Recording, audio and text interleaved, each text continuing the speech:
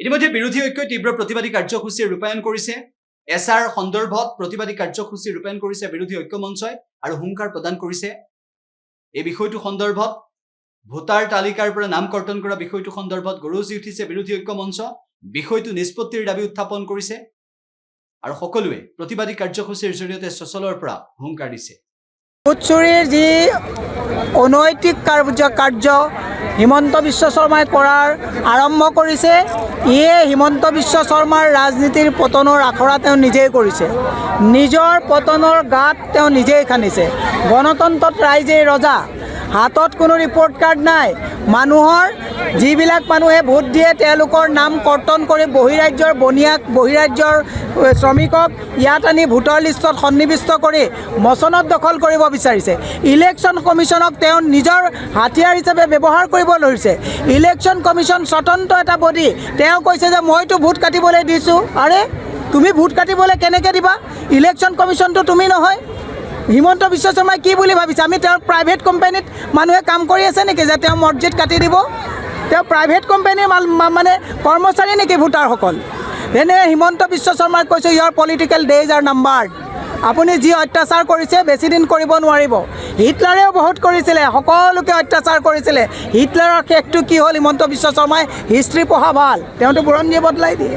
সেইকাৰণে আমি কৈছোঁ ভোট চুৰিৰ বিৰুদ্ধে এই প্ৰতিবাদ সচলত হাজাৰ হাজাৰ মানুহ আহি পেলাই, আমি প্ৰত্যেকটো দলৰ পৰা আহি পেলাই বিজেপি বিৰোধী প্ৰতিজন মানুহে ইয়াত আহি পেলাই আমি অংশগ্ৰহণ কৰিছোঁ।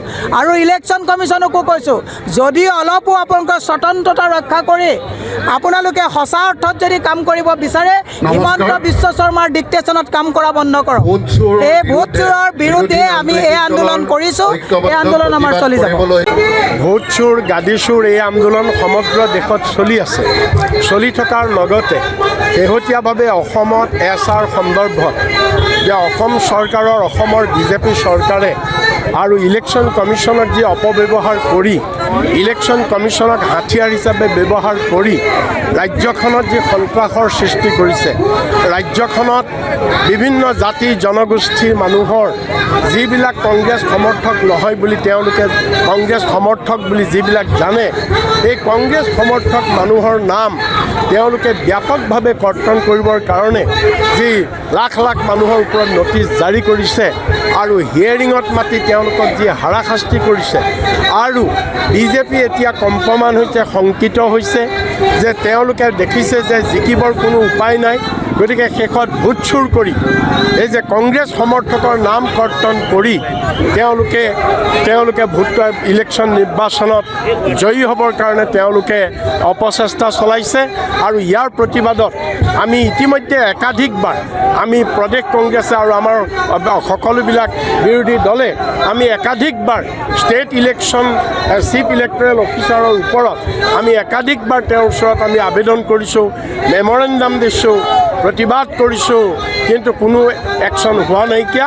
আৰু সেইকাৰণে আজি আমি কংগ্ৰেছ দলে আৰু লগতে আমাৰ অন্যান্য মিত্ৰ গোষ্ঠীৰ যিসকল বিৰোধী দল আছে, এই বিৰোধী দলৰ নেতাসকল লৈ আজি আমি এই প্ৰতিবাদ যে বিশেষকৈ অসমত নিৰ্বাচনী আয়োগে যধে মধে ভাৰতীয় নাগৰিকৰ নাম ভোটাৰ তালিকাৰ পৰা কৰ্তন কৰিবৰ কাৰণে যি ষড়যন্ত্ৰ কৰিছে, যি ব্যৱস্থা লৈছে, ইয়াক বন্ধ কৰিবৰ কাৰণে ইয়াৰ প্ৰতিবাদত আমি আজি এই আন্দোলন আৰম্ভ কৰিছোঁ।